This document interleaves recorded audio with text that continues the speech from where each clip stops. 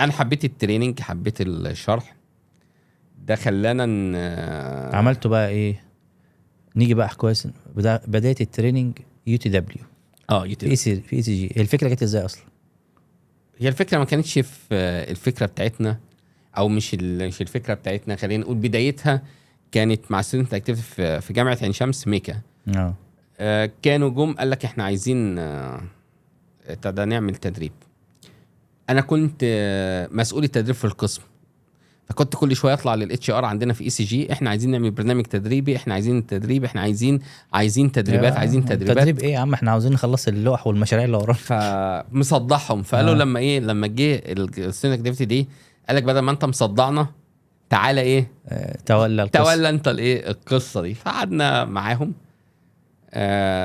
نشوف احتياجاتهم ايه، فقعدنا نفكر كده، فقالنا ايه، ندي التريننج الحاجات اللي ما بياخدوهاش في الكليه واحنا محتاجينها في الشركه، نديهم دي، يبقى دي الاوتلاينز بتاع التريننج بتاعتنا. كويس. خدت طبعا في الرحله دي كان معايا عيسوي.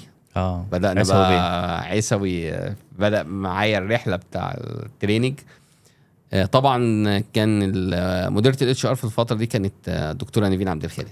نوجه التحيه. فاحنا هنيجي الدكتوره نيفين.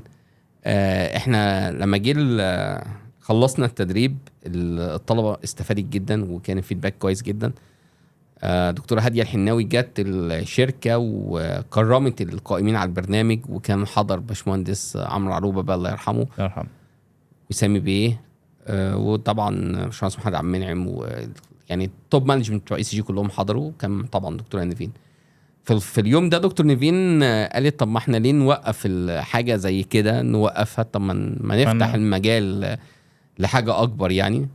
فتقدر تقول بقى بدأنا مع دكتور نيفين اطلاق يو تي دبليو.